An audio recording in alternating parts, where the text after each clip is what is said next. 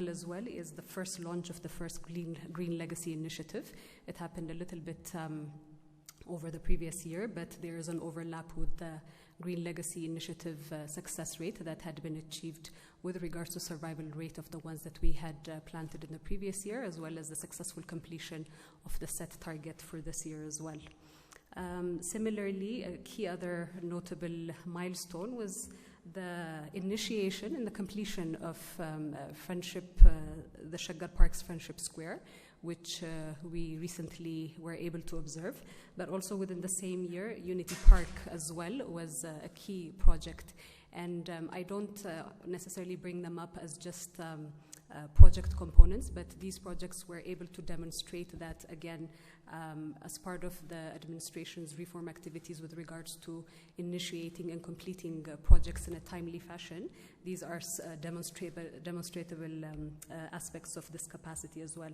So this is one key milestone as well that I would like to draw your attention to.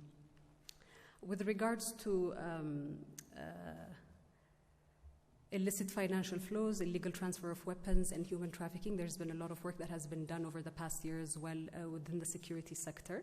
So there's been a noticeable, as we've witnessed over the past year, a lot of announcements in terms of these illicit financial flows that have been brought into light, as well as weapons that were being smuggled into the country that have also been seized. So this shows that there's coordinated efforts among regional actors and federal actors in terms of bringing perpetrators into account with regards to this area. Agriculture productivity is also something that had shown an increase over the past year.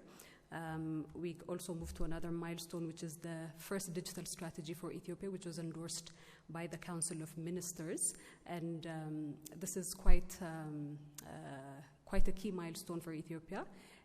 Because of one of the key pillars that had been announced for this administration as part of the homegrown economic reform agenda is technology. Technology is a key pillar. So the digital strategy also feeds into that and is an enabling strategy for Ethiopia's ambitions with regards to digitizing. Ease of doing business, particularly the enabling of online services portal that has been operational to automate the process of business license registration and other similar services, modernizing the tax payment system and digitizing it as well for taxpayers to be able to pay online, particularly in Addis Ababa, is one other critical milestone. Similarly, in encouraging economic growth had also been registered in the first quarter of the year, albeit the impact of COVID-19 that came on a little bit later. Related to COVID-19, Ethiopia had also made remarkable positioned itself within the continent, championing collective leadership, particularly calling upon neighboring member states, calling upon other continental states as well to embrace the value of collective leadership, particularly in confronting COVID-19 challenges, as it's not a solitary or a siloed attack, a health crisis, but something that impacts all of us as well. So Ethiopia had championed this collective leadership aspect and was also through its utilizing Addis Ababa Bole Airport as a hub, utilizing the airline services, and through partnerships that had been gained through the Jackma Foundation, was also critical in disseminating life-saving materials and supplies to the rest of the continent as well. With regards to diplomacy, particularly as it relates to our citizens, citizen-centered diplomacy has been a key component of supporting citizens in other parts of the world who want to come back to the country to repatriate. And in particular, since the onset of COVID-19, particularly around March 2020, 4,211 citizens have been repatriated from Saudi Arabia, 1,195 from Lebanon, 1,023 from Kuwait, and other countries including Sudan, Qatar, totaling around 32,000 individuals that have been repatriated in these efforts. With regards to another key milestone in job creation targets, of the 3 million national target that had been set in the past year, the Jobs Commission had reported up to 3.3 million jobs had been created nationally, particularly in agriculture, industry, and service sector. and despite fears that COVID-19 would heavily affect the jobs creation component or create quite a huge dent, they also reported that only around 330,000 jobs were affected.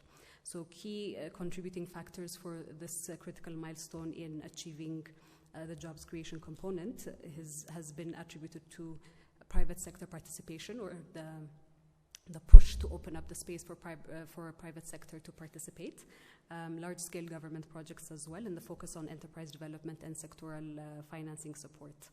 Having laid this broader framework for what were some of the key milestones that we achieved over the past year, just to give you a perspective of where we are right now with regard to the COVID-19 status, particularly because it has not only affected Ethiopia, but it has affected a lot of things globally.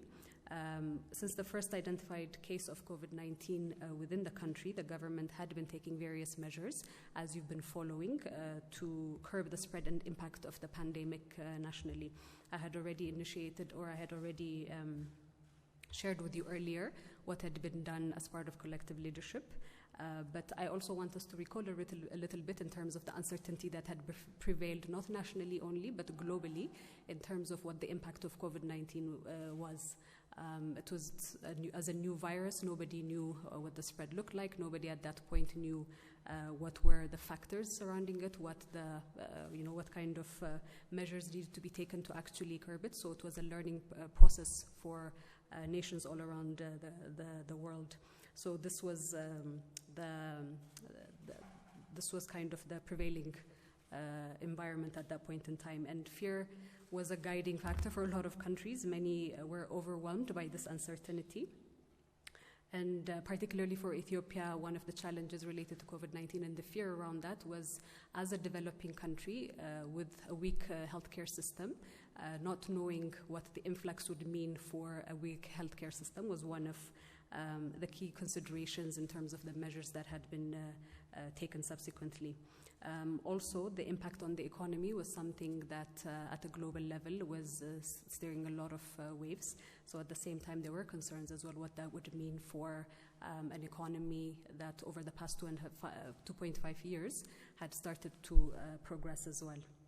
So this is to say that a lot of government energy and focus over those few months had been diverted to understanding this new challenge in the same manner that the rest of the world was understanding this new challenge, making the necessary preparations for extreme eventualities, and also implementing accordingly.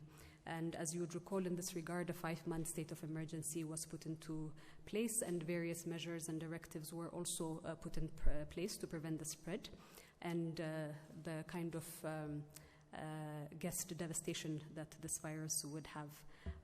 And I would also like to again recall that Ethiopia, particularly for the measures that had been taken in curbing the spread of COVID-19, has been internationally lauded as part of best practices for the measures that had been taken.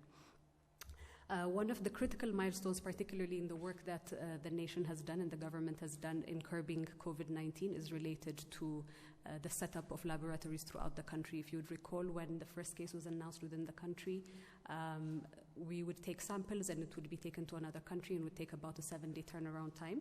So from that particular incident or particular way of handling testing within testing for COVID-19 to setting up to 54 labs nationwide and being able to generate results in 24 hours. This is also a demonstration of the capacity to be able to respond adequately to COVID-19.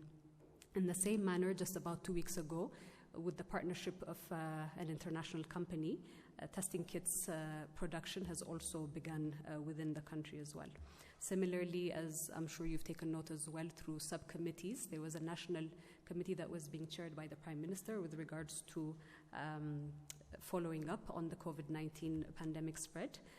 These subcommittees were also divided and doing various tasks, including setting up within a very short turnaround time quarantine, isolation and treatment centers, and equipping them with the necessary materials to the support of partners around the world, but at the same time also through national procurement processes as well. So as it stands right now, according to Ministry of Health reports, the status of COVID-19 spread within the country has spread throughout all of the regions, zones, and more than 900 waradas at this moment as well. Based on yesterday's tally of reports, COVID cases are at 71,083, and the death toll totaling 1,141 as well. In the last month, the state of emergency and national in the last month of the state of emergency, which came to an end with the end of the Nahase month according to the Ethiopian calendar, a national testing campaign had been launched, and part of this broad national testing campaign was to give a perspective or inform government decision in terms of measures that need to be taken after getting a sense of what this virus spread looks like within the country, given the national context as well. So testing was doubled, and the doubling of this testing has achieved a lot of key insights for responses. Before the testing campaign, total number of positive cases had been at 20,000, and within that 1 month it had been doubled had been increased by twice that amount as well. So while COVID-19 still remains a global health threat, and considering that this threat will stay with us for a while, and this is according to WHO reports, that this is something that's going to be staying with us for a while vaccines are in the process of being found.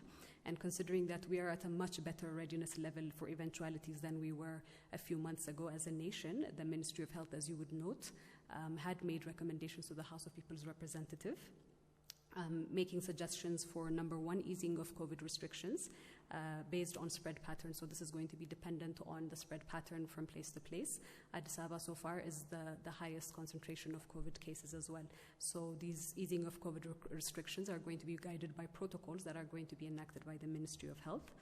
They have also made recommendations for the reopening of schools. And also made recommendations for permitting activities that require gatherings by putting stringent prevention protocols in place. And one of the other key recommendations that they have also made is for the national elections to also continue by putting in place, again, stringent COVID-19 prevention guidelines and protocols as well. So I believe over the past 2 days, the House of People's Representative has also endorsed these recommendations, particularly with the holding of the much anticipated national elections. So if giving you the context of COVID-19, moving to the second agenda item, we move to a brief overview of peace and security within the country. And again, assessing the peace and security situation of the country, particularly in comparison to events and activities of the previous year. It can be said the overall picture is stable, particularly in comparison, as I said, with the previous year. Relevant federal entities use various indicators to determine the level of peace and security, and utilizing that, the reports that they have is that there is a majority of stability. But this is not to deny that there are sporadic incidents and pockets in which fatal incidents have also flared up as well. And these are obviously due to the instigation of anti-peace elements, as has been shared before as well, and for which commensurate actions have been taken by the federal government and also in collaboration with the relevant regional governments as well. I would like to also reiterate here that the government highly condemns all violent acts that are causing civilian fatalities, harm and destruction, but also beyond condemnation, the federal government has also been taking commensurate actions in that regard. In particular, the recent attack on innocent civilians in Metakal is an egregious act, and again, the federal government heavily condemns it and also expresses condolences to the families of those that have lost their lives. Considering what a large country Ethiopia is, the broader perspective, as I had shared with you, is of relative stability, and we're not looking at incidents in these particular locales to give us that whole perspective. Particularly within the past few months, and Dr. ጌዲዮን will expound a little bit much more in terms of what has been done, particularly on the rule of law, but there's been strengthened efforts to ensure the rule of law, and security reforms underway. have also been adapting and responding to the dynamism of the circumstances and the events that are happening.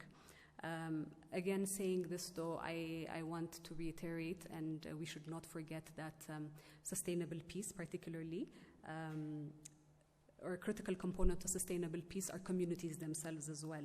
So under the auspices of the Ministry of Peace, various initiatives have been put into place in different parts of the country, community policing mechanisms in which the community themselves are at the center and the heart of also ensuring the peace of their communities has been part of that. The community dialogues have been forged, and this is something that's ongoing under the purview of the Ministry of Peace.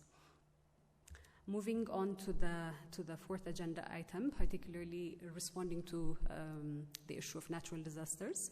As we have all observed over the past few months, Ethiopia has been experiencing above season average rainfall, which has led to natural disasters in 5 regions of the country. This heavy rain-induced flooding and landslides have caused a lot of damage on property, loss of livelihoods as well, and displaced many people. Thankfully, no lives have been lost as a result, as far as reports that we have received. Due to these unprecedented rains, it has been reported that 43 waredas in 22 zones and 5 regions have been affected by flooding related to heavy rains. Yet there has been a lot of work that has been undertaken in collaboration with the federal government and the relevant or the affected regions to be able to respond in a timely manner and ensure that no lives were lost, despite the fact that property and livelihoods as part of that have also been affected. Although this year's rain exceeded expectations, I'm sure you would be wondering what were the precautionary measures that had been done before. Was it not expected? Natural disasters like this do not have a tendency of giving us an appointment in terms of when they will occur, but the federal government together with regions had been in preparation for, based on weather forecast, setting up dikes in areas where dikes were not existent before, but also fortifying and strengthening existing dikes as well. Nevertheless, again, because of the high amount of flooding, the high level of rains than had been expected, all of these damages were caused because of trespassing of these dikes.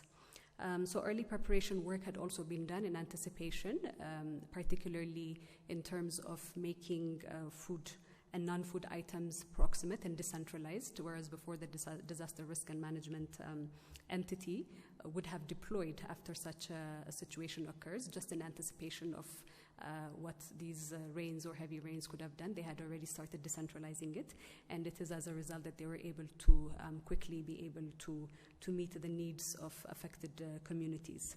The National Defense Forces and federal regional governments, as I had mentioned, had also been coordinating relief efforts, and once the floods have receded, there is going to be also follow-up work in terms of reinstating affected communities back into their locales.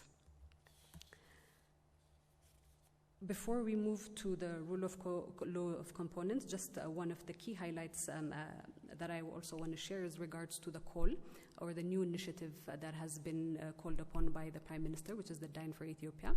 And this is related to some of the key milestones that I had shared for you. So in sharing this perspective with you, it's not really just about a dinner, but this is sort of an exercise in which all members of the country at all levels have been invited by the Prime Minister to participate in enabling similar kind of projects that had been undertaken that have an economic value, that are positioning Ethiopia as a key touristic destination, that are also creating jobs and mobilizing the service economies as well as different sectors as part of this mobilization. So the Dine for Ethiopia initiative is aimed at mobilizing resources for the development of 3 projects that have been stated in the Amhara region, the Oromia region, and the Southern regional state. with the hope that similar kind of lessons that we have learned from the urban city projects would go national and would go regional as well, and be able to create opportunities by tapping into untapped resources that we've held on to. So the aim is to raise 3 billion and also match it with the 3 billion through goodwill support or other forms of support as well, and allocation of 2 billion for each of the project sites.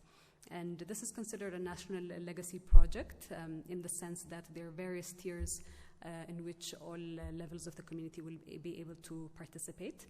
And in this regard, different accounts have been set up towards that. So I just wanted to make this brief announcement again.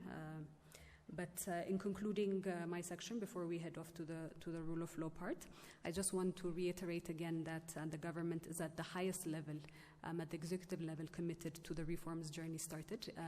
There are speculations that have been being spun around at various intervals that some of the incidents that have occurred over the past few months may have derailed the reforms process. That is absolutely not true and very far from the reality and the commitment of the federal government, particularly at the Prime Minister's level, because the reforms journey is a very multi-dimensional journey. It cuts across many components as well. And I also want to reiterate here that it's really important to understand the nature of reforms as well, in that they are deep, they will take time, and they are multi-dimensional. So in that sense, it is cumbersome, because established systems have to be shifted, structures and entrenched attitudes all take a long amount of time. So regardless of the occasional incidents that do happen, the general perspective with regards to the administration is commitment to the reforms track that has been started, particularly in the democratization journey of it. So with this, I will conclude my section, and then I invite Dr. ጌዲዮን to brief us on the rule of law, and then we'll take questions. Thank you. Thank you very much. So my briefing will focus upon law enforcement efforts that have been undertaken in the past 3 months. So as you all know, on June 29, 2020, the renowned singer and artist Hachalu Hundessa was assassinated in Addis Ababa. In the immediate aftermath of his days and assassination, there was a breakdown of law and order in some parts of the country, particularly in some parts of Addis Ababa and in some zones within the Oromia regional states. There are riots and targeted attacks that singled out minorities in some parts of the Oromia regional state. These attacks and riots have had a devastating impact on the victims, and the communities that have been affected by these attacks are still reeling from the effects of the attack. As a result of these attacks, more than 160 individuals have died, and around 360 individuals have been injured, and the destruction of property is estimated to be around 4.6 billion Ethiopian birr. So after these incidents, there has been a coordinated law enforcement effort. The law enforcement efforts focused on 3 aspects. One focus of the law enforcement effort was on the assassination of artist Hachalu Hundessa. The second focus of the law enforcement effort was the violence that has occurred in some parts of the Oromia regional state. And the third focus of the investigations and the law enforcement effort was the violence that has occurred in Addis Ababa. In all focus areas of the investigation, we have been able, in a coordinated manner, to conduct the investigation, apprehend suspects, and bring charge against the suspects.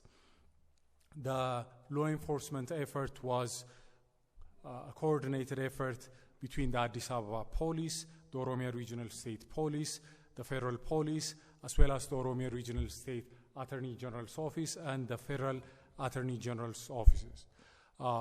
Because the crimes that have been committed that I have referred to earlier fall in different jurisdiction levels. Some of the investigations and prosecution has to be done by the regional law enforcement agencies, and some of the matters have to be handled by the federal law enforcement agencies. So there has been an effort to coordinate our work, and we have managed to conclude our investigation and bring charges against most of the suspects.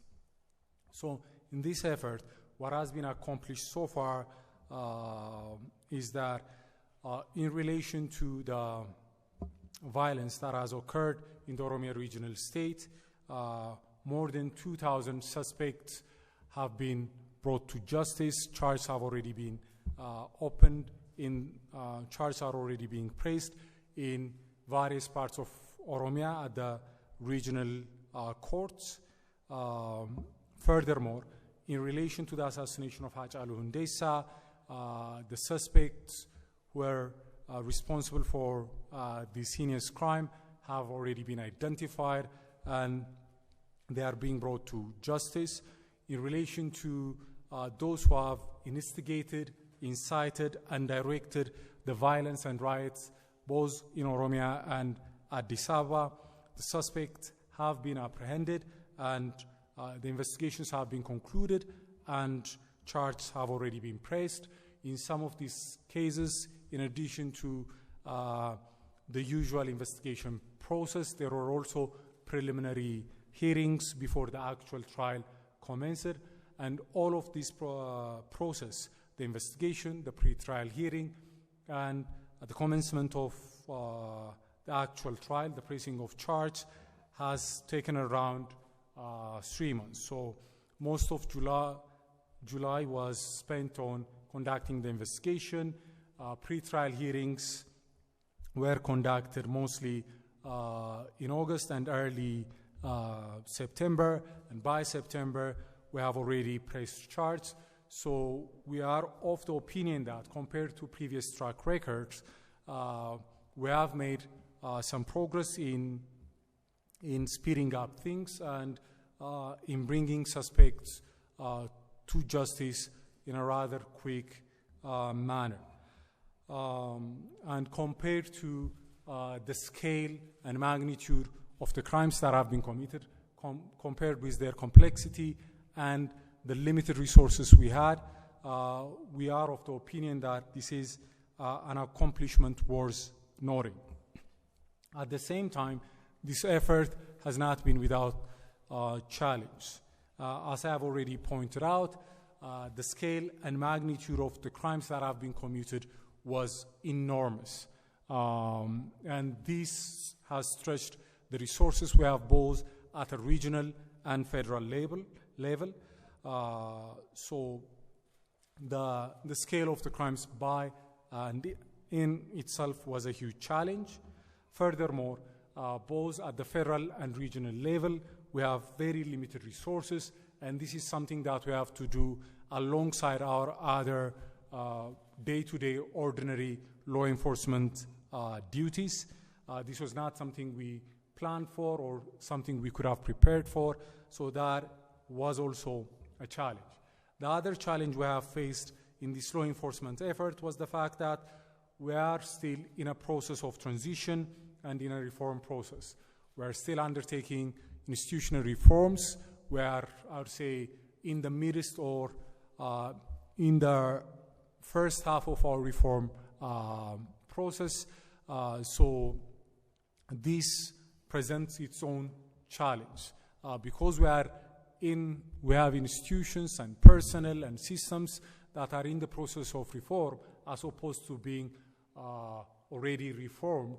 That has meant that along the way we have faced some challenge, and there have been instances and incidents in which we could have done a better job. So there were challenges, but despite the challenge, I think it was a successful effort in upholding rule of law and enforcing the law. So by way of starter and as a background, I think I'll stop here, and then I'll try to elaborate on these points through the question and answer sessions. ጌዲዮን, we can open it up for questions, particularly contained within the briefing points. Just as a matter of how we can do it, we'll take 2 questions from each reporter, and we'll see if we need another round. Please keep it short, and if you can at best address it to either one of us so we'd have clarity in terms of our response, would be great. Okay, so we'll take Robbie, Brooke, Grum, and then Simon over here for the first round. Thanks.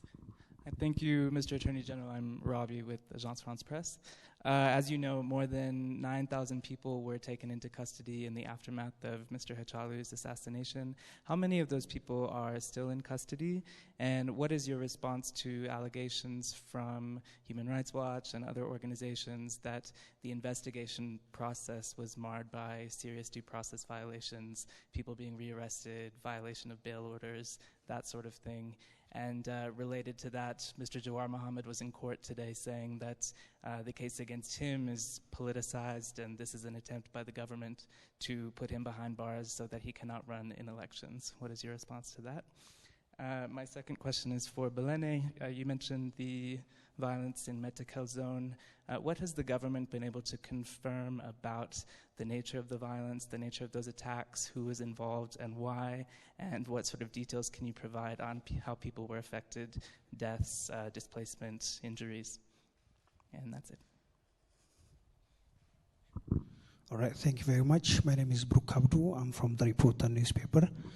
My first question is regarding the rule of law in the country. So I wonder what the status of the court case on the assassination of high-level leaders in Amhara and the assassination of the chief of staff of the Ethiopian Defense Force. I think it happened a year ago. And my second question is, the government has been repeatedly criticized for not protecting the citizens from attacks, and many people have been dying over the past years because of violence and protesters. So many say that the government doesn't have the capacity to protect its citizens and ensure peace and security in the country. So what evidence can you provide that the government has that capacity to protect its citizens and ensure peace and security in the country while many are dying at this point in time? Thank you very much. Thank you very much, Grum Jala CGTN. I would like to ask 2.5 questions. Belene, first on the repatriation effort that you've been talking about. It's been done since the Prime Minister came to office, one of the priority areas of his. But we would like to understand what is going to be next, perhaps in terms of those who are here already and what is being done with them, and those who are also languishing in different countries, perhaps in prisons too. The half question is also for you. On this, the Oromia, Amhara, and Southern Regional States projects, the international community could also take part, such as, for instance, the Chinese government and other investors. What is the call from the government in this regard of participation, investment, and other things, if there is any? Excellency Attorney General, election is coming up. Within this year should be held. As my friend tried to mention it, some of the opposition leaders, perhaps arguably the strong ones, are said to be in prison or are facing trial. What do you think is going to be the shadow effect of such an act while the Prime Minister is promising a free, fair, and peaceful, credible elections coming up? Thank you so much.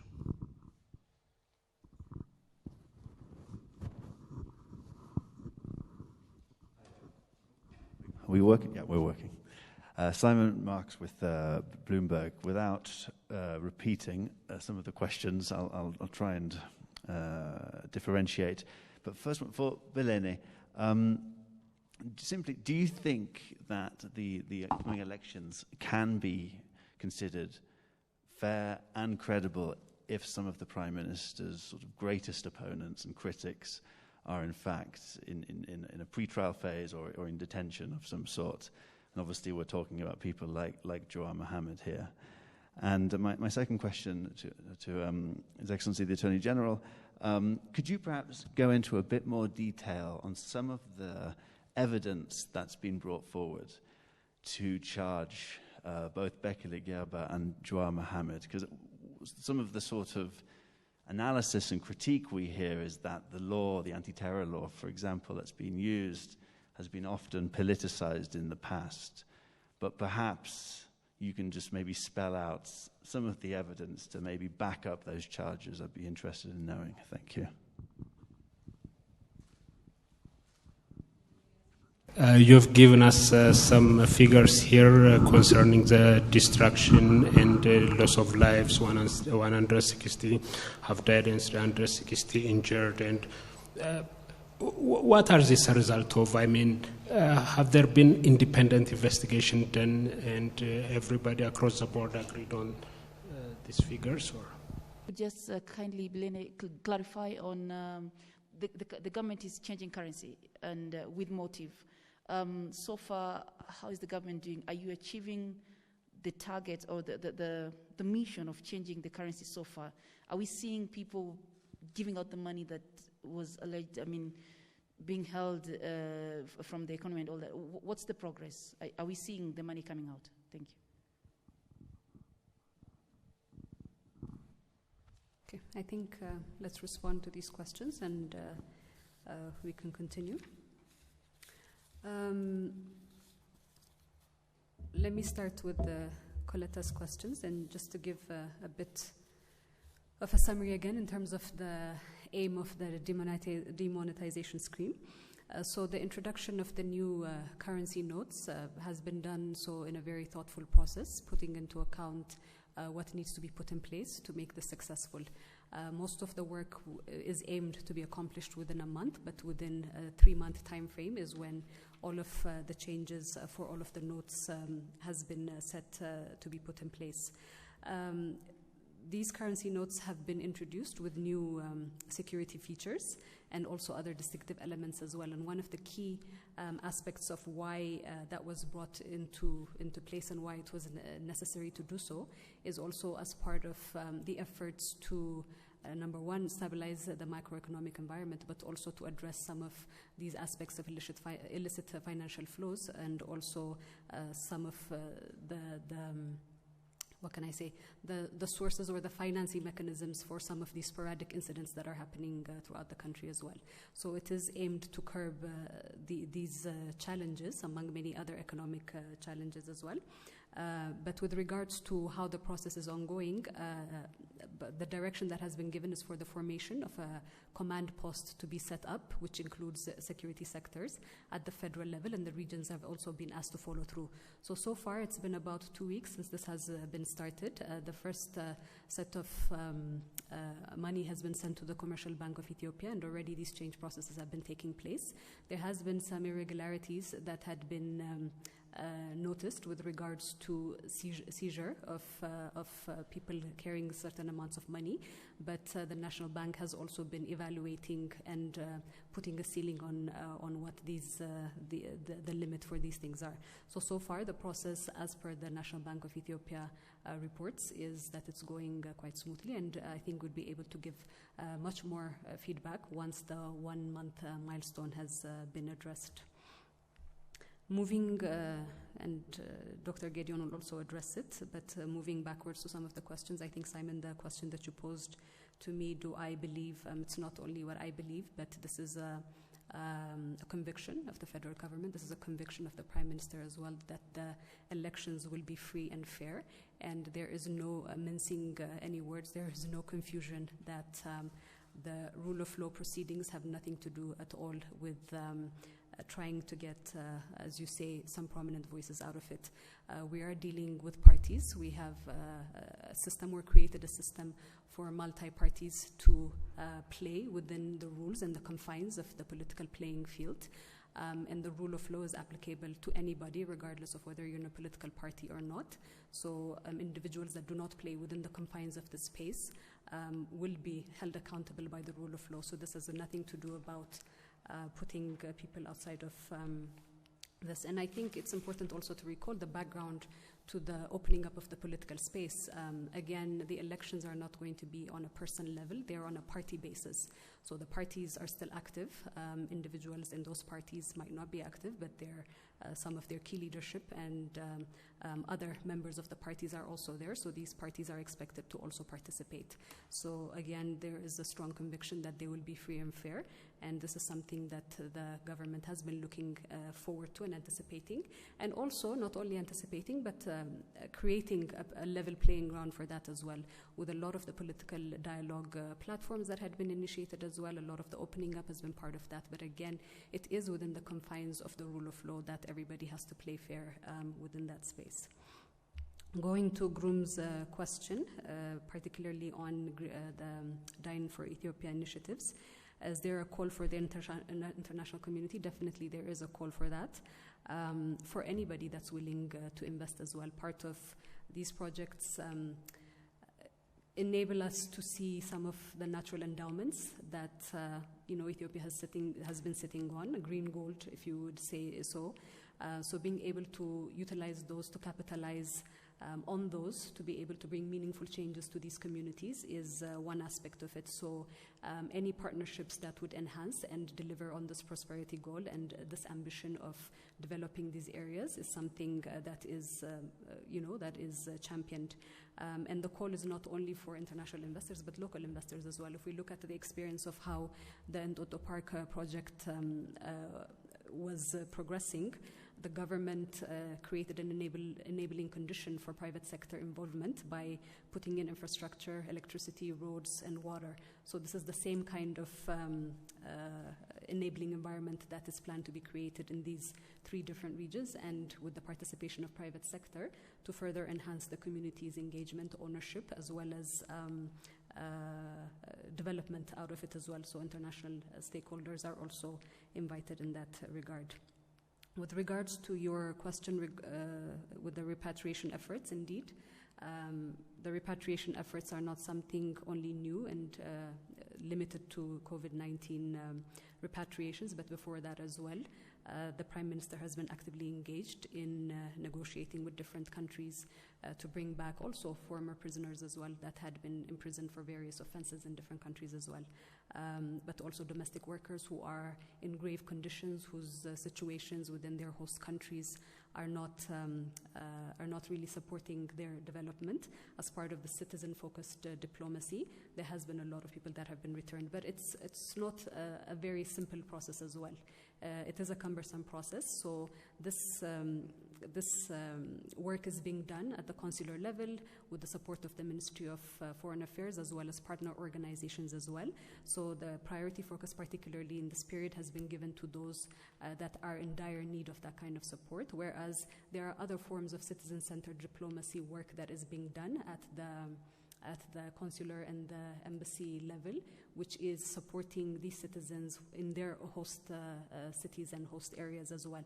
So it's not necessarily only repatriating them back, but making sure that their rights within the places or their host countries are also being effectively addressed. But for those that are wanting to come back as well, facilitating that process, despite the fact that it might be a bit of a cumbersome process. So once they do come here as well, different partner organizations are involved with federal entities to rehabilitate them and also find meaningful and gainful employment for them as well. So this is an ongoing process because, as you know, these issues, there are a lot of migrant workers abroad.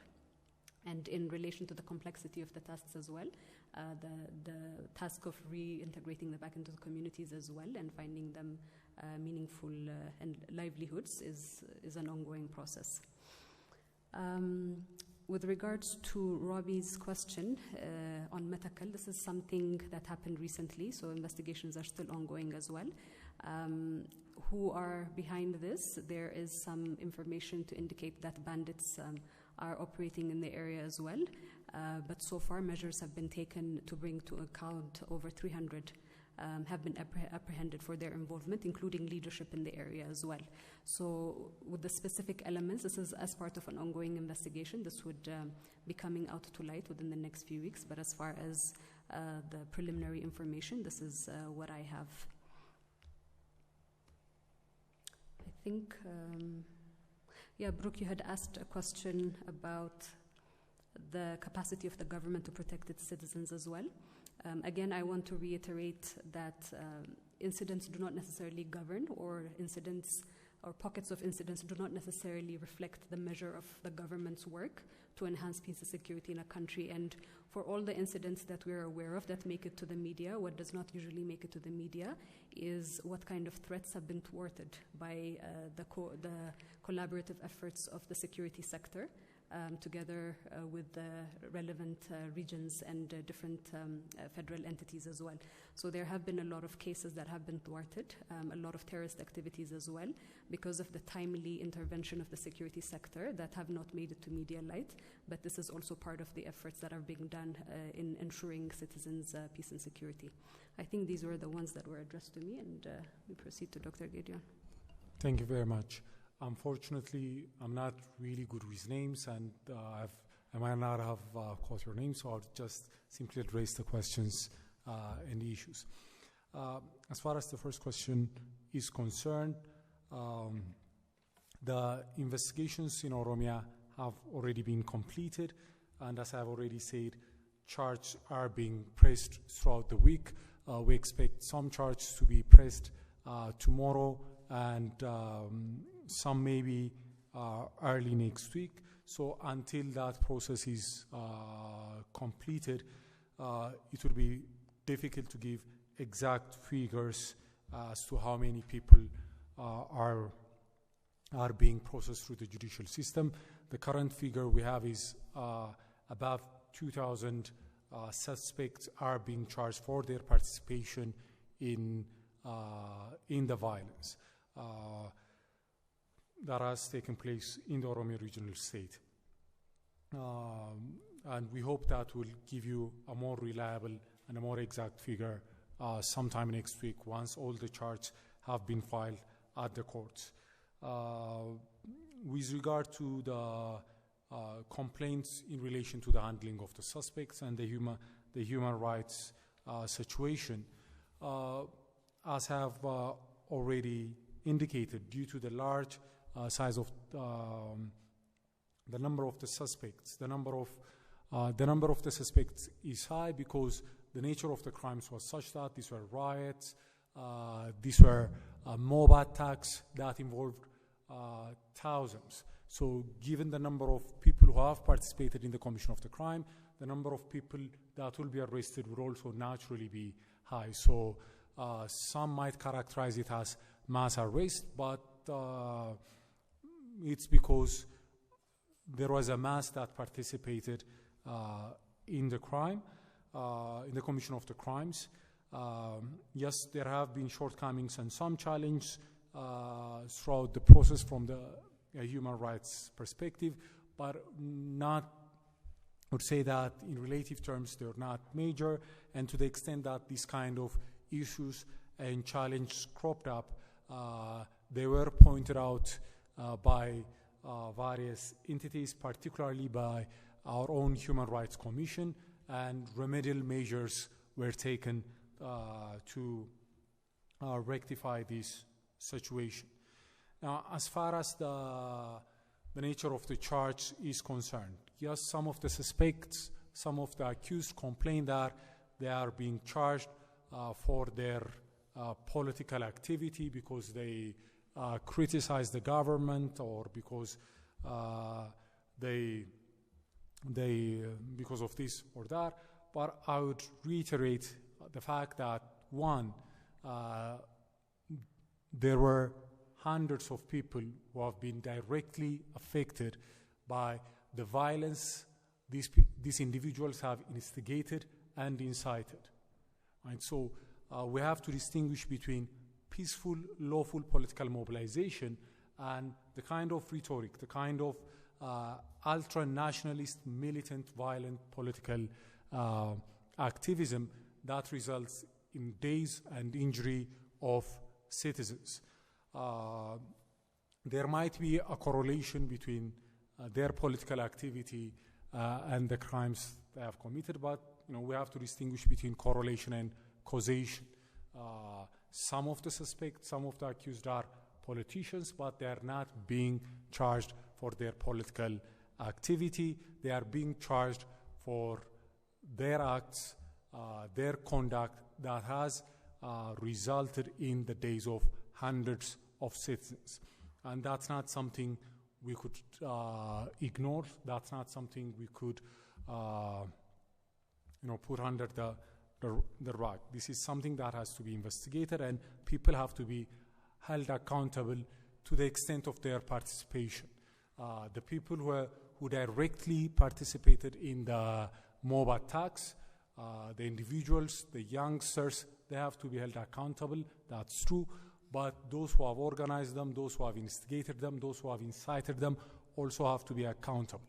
Whether they are journalists, politicians, it shouldn't matter. As far as coming to the third question, I think it was an update or the status of the trials relating to the assassination of the Chief of Staff and the officials of the Amara Regional State. As far as the suspect and the perpetrator of the assassination of the Chief of Staff is concerned, the court has already pronounced it, gave its ruling on the guilt of the accused, so we could say that he's a convict. Now, what remains is sentencing, and the case has been adjourned for sentencing, so it's in its final stages. The other case as well it has progressed, and it's in a rather final stages, but not as advanced as the first case I mentioned. We hope and expect that now that new judges have been appointed both at the federal first instance level and at the federal high court, the burden on the judiciary would be in a better position to speed up these cases and sentence them and conclude the proceedings. So that's the update that we could give. But I'd also like to reiterate that since these trials are held in public, the media could also see the proceedings, observe the proceedings, and report on the proceedings. As far as the protection of citizens is concerned, in addition to what my colleague Bilene has said, in addition to the thwarted traits, we have also to take into account that the law enforcement efforts we are undertaking are meant to ensure that there will not be impunity, and by bringing an end to a sense of impunity, we are of the opinion that the likelihood of similar attacks being perpetrated in the future would decline. So bringing suspects, bringing those responsible for these crimes to justice is another mechanism for ensuring that this kind of things will not keep occurring again and again. The other question that has been raised was in relation to the use of the anti-terror proclamation, the evidences that the government has. Now, as far as the counterterrorism proclamation is concerned, what I would like to clarify is, first and foremost, in most of the cases that you have in mind, the most serious charge that has been brought against the accused is not even on the basis of the counterterrorism proclamation. It's on the basis of the ordinary criminal code. So many of the high-profile suspects have been accused of violating Article 240 of the Criminal Code, which entails a more serious penalty, which is clearly the more serious offense. As far as the counterterrorism proclamation is concerned, most of the accused are accused for the lesser crime of preparation for terrorist act. So compared with the charge under Article 240 of the Criminal Code, which relates to inciting and instigating attacks, riots, both against citizens and the government, this is relatively even a less serious offense. So I am, to some extent, I'm a bit perplexed because these are individuals who have been charged for crimes that are far more serious, but the charge that is getting all the attention is the less serious offense. So a closer look at the charge could clarify the situation. Furthermore, due to the legislative reforms that have taken place over the last 2 years, the counterterrorism proclamation we have now offers no tactical or procedural or evidentiary advantage for the prosecution. Previously, the complaints about abuse of the anti-terror proclamation could have been rather justified because compared with the ordinary criminal code, the anti-terror proclamation offered enormous, huge procedural and tactical advantage in terms of how the evidence is weighted, assessed, in terms of pre-trial detention, so forth and so on. But the counterterrorism proclamation that is currently in place offers no such advantage for the prosecution, and it doesn't put the suspects at any undue disadvantage. So if you ask me, it's not the prosecution that is trying to politicize the proceedings, it's the other way around. Finally, as far as the number of victims and the damage that has been assessed is concerned, these are the numbers that we have arrived at through our investigation process.